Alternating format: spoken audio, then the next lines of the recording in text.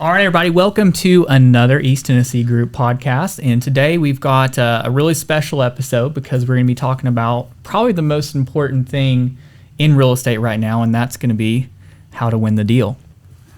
So, with that being said, what do y'all think? That was a great introduction. First off, Chevy. Thank you. I'm sweating. I mean, that was great. Well, I feel like we've got lots of talent at the table, and so maybe we just kind of each talk about maybe a thing or two that we love to do to help clients win a deal first and kind of go from there. Yeah. And I think it's important to know, too, that, it's probably it's the toughest market that I've ever worked in, so I think that like right now is the most important time to really throw everything you can at a house to get it. Like if you like it, you got to go all in. There's no negotiating's a thing of the past. Right.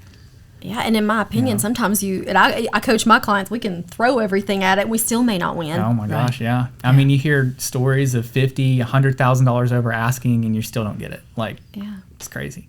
But anyways, y'all both got some deals under contract. Let's talk about it. So the last deal that we were able to get under contract, we used an escalation clause. We did not go a huge amount over. We went about, I think it was $22,000 higher in increments of $3,000. And we also did an appraisal gap clause to where if the appraisal did come in lower, then the buyer was willing to cover $10,000 in the event of that low appraisal. It made the seller feel a bit more comfortable, more confident. Yeah. And that's how we were able to go under contract on that one. I like that you went $3,000 over instead of the typical. I was just going to hold that little tidbit, but we'll let y'all have it. So I love the appraisal gap. It's, certain price points, your clients may or may not have that kind of money. But I think the appraisal gap is key. But the biggest thing to win an offer, as soon as I get in my car after the video showing or the in-person showing, is I am going to call that agent. I'm going to ask. I'm going to introduce myself. I'm going to lay the groundwork for great rapport that I'm easy to communicate with, and then I'm on top of it. I'm also going to tell them a little bit about my client, especially if I have a veteran client. I'm going to kind of throw that out there that they served our country, and I just want to let you know we'll be bringing you a VA offer. I love to do that for my veteran clients. But really for any client, just kind of feel out the list agent, one, so she'll know who I am, so that when she sees that offer, and then I'll send her my blank business card, because it's all about, I just want her to put a face with a name. Again, all about that communication. I'm going to ask, we were talking about this before we started, I'm going to ask, what closing terms does your seller want? Why on earth would I waste my time or the buyer's time in this market writing an offer for a 60-day close when they need a 30-day close? Right. Why would I do that? There's so much time wasted by agents not picking up the phone, in my opinion. So that's what I'm going to do. Other than to add to the appraisal gap, I would always recommend that if you've got the money, but I would lay that groundwork for communication with that list agent and just see what the sellers need, so you can craft an offer that's around their needs. Yeah. I'll be honest with you. A conversation I have when I'm talking to that listing agent is I just put it out there and say, look, just be straight with me. Let's stop playing games. Let's stop, messing around with offers and counter offers. Can you please go and ask your seller what we need to do to get this deal done? And oftentimes that agent has already gotten permission from the seller if, when asked, to tell me or any buyer's agent what they are willing to accept. And so I've actually been able to win deals for my clients because I've asked, what do you need? What will get it done? And then we've gone and done it. And smart. Yeah. Because we're not giving them an offer. It's not a verbal offer. We never put that on the table. I'm just saying, if we were to, tell me what we need to do to get it done. And what that means is that now I have a reputation in my market of being an agent that will make the deal, who will get the transaction, get the contract, and see it through to close. So when I'm calling a listing agent now, they're taking my call because they know that we're going to get to the closing table.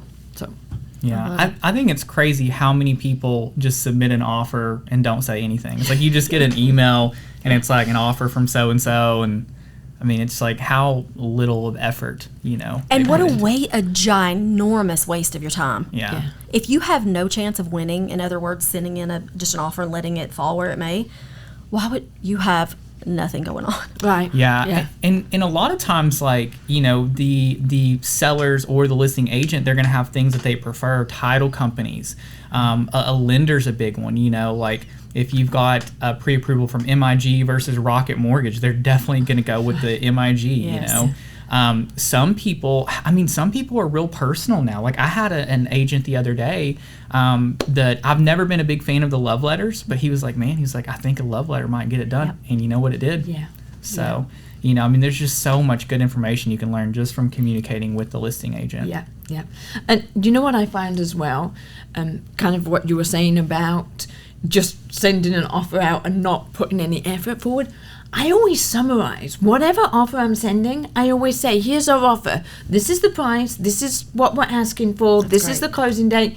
So that agent can, as soon as they get my offer, they can pick up the phone and call their seller, and they already know the bullet points. They don't have to comb through a whole, contract to find out what it's about. 11 Absolutely. pages. I do the exact same thing, except for I write a little bit about my buyer in that summary page. Yeah. And I also let them know, hey, this is who their lender is as well, because the lenders are so important. Yes. Yeah. Yeah. And For sure. I hear from the podcast that I listen to that the love letters may be, I don't know if outlawed is the right word, in several states. If they're not already, that's coming, because it's just, for whatever reason, you can do your own research on that. But I do still, especially at a certain price point, I will advise my clients to do a love letter. So recently I had a client to write a love, and it's a dude, no offense to all the dudes out there, but just a little less emotional than and I'm like, let's talk about how you envision the home, and you love the flat yard for your dog, and paint the picture, and let's stay away from the bullet points, right? The fair housing no-nos. Yeah. But let's tell the seller how you're going to use the space. And he comes back with, I'm going to be very easy to work with. My credit score is over 800, and the deal is going to go flawlessly. My lender, if you have any questions, here's my lender's number. He is expecting your call. And I'm like, you know what? But That it is worked, direct. didn't it? It does work. And the agent on the other side, they love to see that credit score when they're like, oh, because again, this is a veteran client, and veterans right now just have it so hard, in my opinion. Yeah. And so at first I was kind of like, I don't know if that's really the love letter. But you know what? I'm going to submit it. And he even puts a little emoji, so it wins my approval. Yeah. But he's like, I'm going to be easy to work with, and you're going to love 800 credit score. And I was like, all right. So I guess love letters don't have to be, warm and fuzzy all the time. His is just pretty matter of fact. He's a pretty matter of fact guy. But the list agent is like, oh, an 800 credit score? Well, that's a decent buyer. And that is information that the sellers do not normally have. I mean, that's really not information that gets It's released. very personal, especially a credit score. Goodness gracious. Yes, Doesn't yeah. get much more personal. Right. And you can have a pre-approval, but that pre-approval could be scraping in, just getting it done, versus a pre-approval with plenty of room to move kind of thing. So, I actually love that. That's great. Yeah. Certainly. Yeah. And so right now we've got escalation clauses, we've got appraisal gaps, we've got the love letter. Another one that we've had some success with is, it's kind of crazy, but buyers paying the seller's closing costs, which is so funny because when I first got into the business, I would say 90% of my deals had the seller paying buyer's closing costs. And nowadays, what a few years will make, what a change. I wonder what the percentage is. I think about this stuff all the time on how many offers the agents here in our region are writing in closing costs for the seller to pay for the buyer. I really wonder statistically what that looks like, but anyway. Yeah. I mean, if you've got the money to do it and you really want the house, I mean, that is one way to win the deal. Absolutely, because the seller's closing costs really are not that expensive. What are they typically? About $700 to $1,000. Okay. Yeah. they're not Very much. little. Probably there's something really you not- should know before you. Right. Well, it's so When you're- situational. It's hard. Right. Yeah. Right. But definitely a good strategy. And when you're writing an offer, just pick up the phone and call the title company. And Yeah. yeah. Yeah, Or absolutely. just do a maximum on there. Say, Do hey, up to. buyer is willing to pay up to $1,000 That's in great. seller's closing costs. Right. Yeah. Yeah. Wow. They really don't have much at all. Most of the closing costs do come from from the buy side. And it's just a little bit extra. It's just that little something. It's kind of like we were saying about the escalation clause. Are you paying $1,000 over the next highest offer, or are you paying $3,000? Because $3,000, now I'm starting to think maybe this person's might have a little bit of spare cash, probably a stronger buyer. So it's not just about that extra $2,000. It's, about the validity of that buyer and of the contract and the likelihood of that contract going from, a binding contract to closing. Yeah. And I mean, going even further into what you're saying there with, contracts just being very strong. I mean, non-refundable earnest money. Yeah.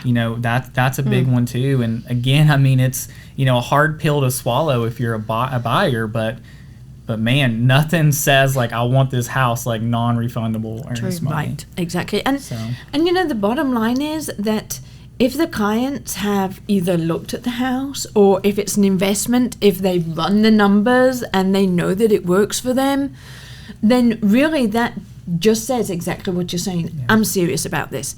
Because especially in this market where there are a lot of offers, when there's a house or a cabin that is priced correctly and priced to sell, there are multiple offers. It's going to happen. And so something that just makes you really be the person that I'm going to try extra hard to get this to close versus, oh heck, let's just throw out an offer and, if I decide I don't like it, never mind, we'll just cancel it and I'll get my earnest money back.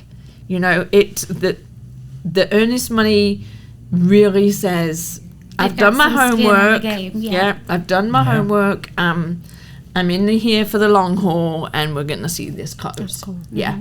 It's easy, to walk away from, $500 or maybe $1,000, but maybe $4,000. Yeah. That's going to sting a little bit, and so.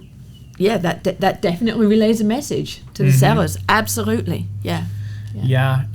And then I guess something else would be, and we're seeing it a lot more from the sellers. They're selling homes as is.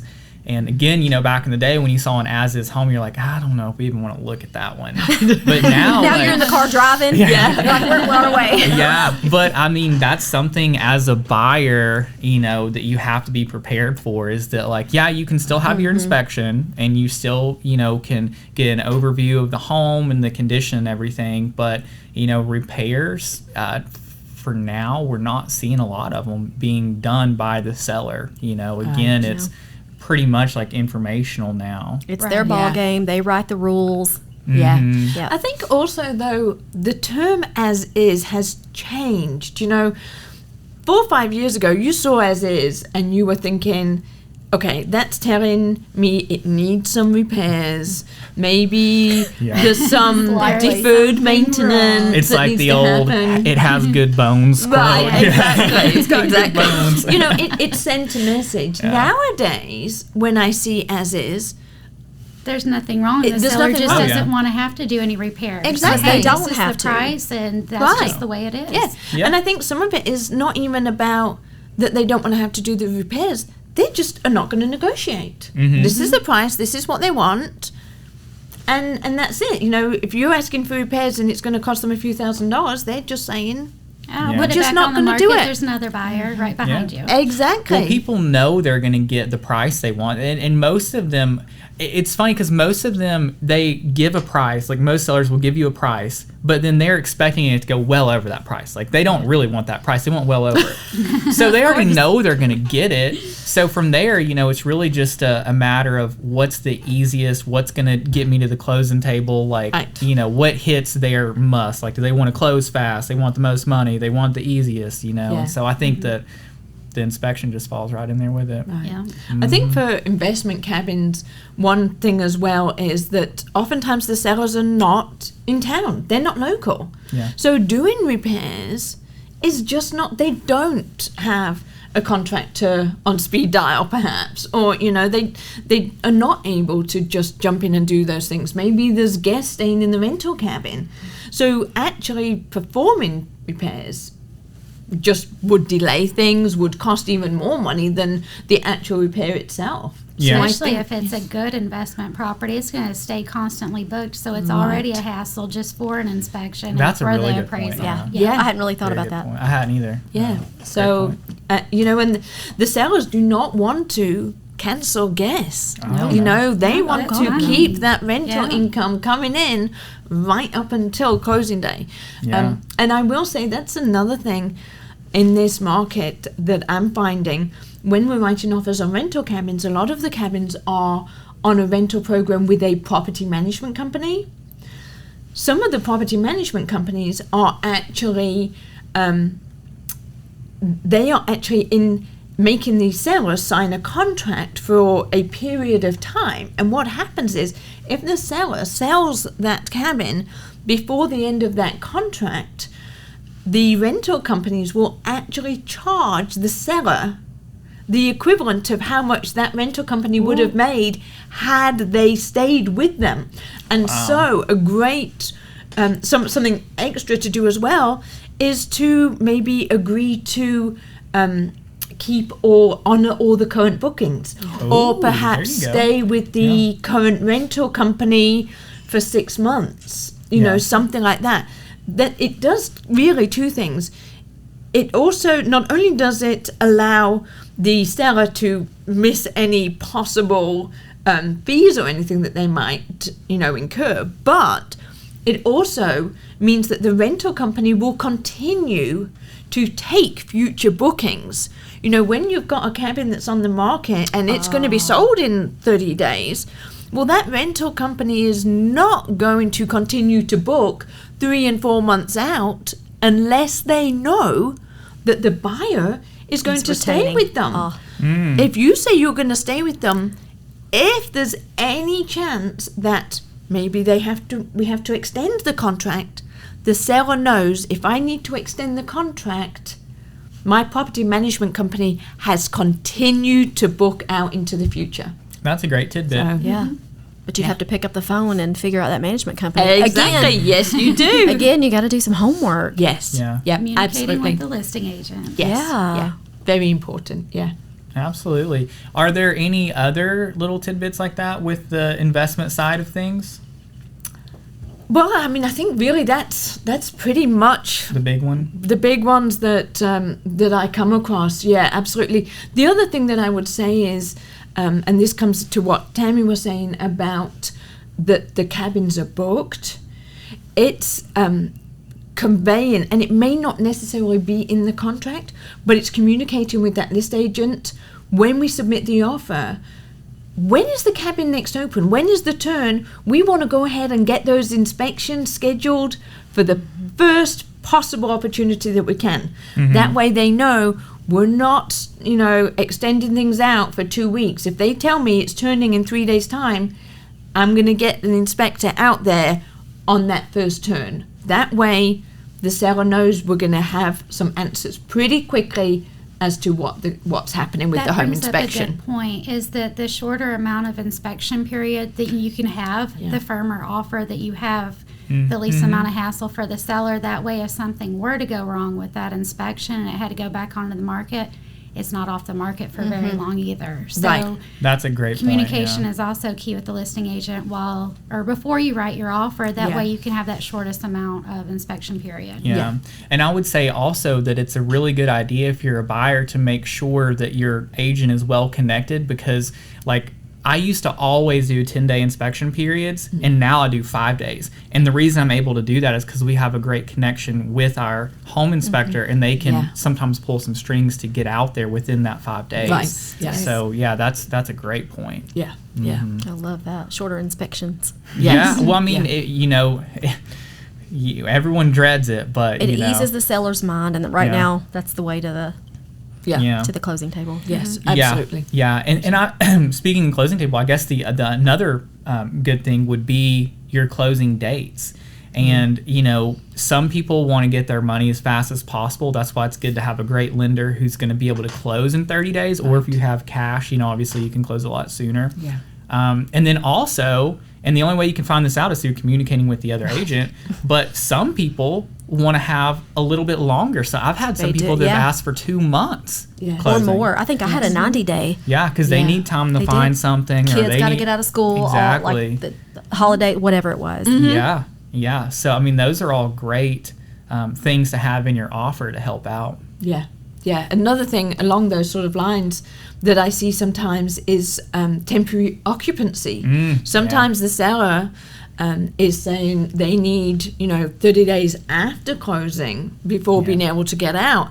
That used to be a big taboo, a big no-no. Yeah. But now, because houses are going under contracts quickly and oftentimes without the actual buyer getting into the house, then I think maybe sellers are a little less likely, unless they definitely have somewhere to go and have future plans, they're less likely to get all packed up and ready to go until that closing has actually happened. So, Yeah. if you've got somebody who doesn't need to be in and is willing to do that, that's another great discussion to have with your buyers. That's a great one. Yeah. Yes. That's a great one. So many sellers are, maybe they're waiting on their home, or maybe they just need. Again, I've had the school thing. We want to wait till the kids get out of school, or what have you. So it's great. And how many times you talk to a buyer and they're like, "We can do that." And I'm Yes. like, actually, it's a great strategy. We should really Right. probably do it. Right. And they don't. They Yeah. just don't realize that that's a thing. Right, exactly. Yeah. Yeah. Well, what do you think? Anything else come to mind for winning the deal? I think that's pretty solid. I think Pretty solid? Yeah. yeah. Yeah, I think so too. I think we covered everything, and really the biggest thing always comes back to communication. It's the number one complaint in real estate, and it's the number one Yes. thing that will help you be successful. Let me can I say one thing Yeah, on absolutely. that? So I had a guy, and what I'm seeing now, it may just be me or the clients that I have, but I'm seeing longer acceptance periods. So if the house lists March 20th, they want till the 25th. Yes. I'm seeing 4 Yeah. and 5 day acceptance windows. And so what happened is, before I submitted an offer for my client, the agent was communicative, and I was like, okay, this is great. And the moment I sent the offer, I always, you can think it's annoying, I don't really care, but it's me, and I just send a quick text. I'm like, hey, can you just give me a thumbs up that you got our offer? Absolutely, yes. Mainly because I want them to see my name and my client's name immediately, and I want to make sure that resonates and that I just text them. It's all about kind of tying it up with a little bow. Well, she didn't text back, and I was like, okay. And then I tried to text again later that evening. Hey, we gave you, a shorter window of acceptance because you said you didn't have any offers on the table, and you said my guy had a great shot because I had done my legwork up front. So I thought it was pretty much, a done deal, but we still went over just a little bit, and we did everything they wanted, and I didn't hear back from her. Tried to call her later, didn't hear back from her. And she texted back several days ago. She's like, I'm sorry, we're going to extend the window to accept offers. So not only did she miss my client's offer, but then she extended the time, that they were going to accept offers. Right. So I was like, you're the worst agent ever. Because for me, I try to communicate, and that's all I need from you. If it's a no, that's fine. I can definitely handle that. Yes. But let's just talk about it. And also, why is it a no in that case? Because we had great rapport before, and you told me it was pretty much a done deal. So anyway, red flags all over the place with agents who are just, Yes. we're all busy, we're all running, but you have to be communicative with the other agent, and I think that's a huge complaint. I would say just something to that, Hilary. I've had it before where, you're saying you've spoken to the agent and you felt really confident. I'm finding that sometimes agents are speaking what they think. Yes. And they're not representing their seller. And so that is a big problem. I wondered that. Yeah. And I also thought, Yeah. did she even show our offer to the seller? Yeah. Because I didn't hear back from her for so long. And the only thing going through my mind is your job is to present that offer to your client. And I Right. don't know that you did that because I didn't get a rejection. Yeah. Well, and I was going to say that's something that you could do, because I have in the past, and it doesn't always work, but sometimes I will try to be very aggressive with it because, if someone's going to give you 4 days, it kind of puts your buyer in a bind It because does. it's like that's 4 days where you're just sitting around waiting when you could be trying for something else. So, you could put, a day or two, response time on there and then make them send you a rejection letter signed, you Yeah, just something just to be aware of. When they're putting these long response times, the seller does reserve the right, even though they've put that out there, they can accept an offer at any time. Yeah. So if your client is submitting a great offer, go ahead and put that shorter response time. Because you know what? If they reject it, you can resubmit it with a longer response time anyway. You absolutely it doesn't matter. can. Yeah. And in my mind, for a seller, like if they get a really good offer and then they're rejecting it, I mean, that kind of plants a seed. You know what I mean? Or maybe it makes them, reconsider. Because I've been seeing a lot more of, even in like the public remarks where agents will put, response time, 5 days out, but seller reserves the right to accept offer within that time. I just had one of those. So yeah, so don't wait. Agents that are waiting to submit the offer right at when they say the deadline is, don't do that, because they're not going to wait for you. Get that offer in as soon as you possibly can. Definitely. Still be the first one. Yeah. They are accepting them before those deadlines, so definitely. Don't delay. Don't delay. If your buyer's ready, then definitely stressing that and getting that offer in is the way to go. Yeah, no, absolutely. With all that being said, to wrap it up, I would just say that obviously throw out the highest price you can.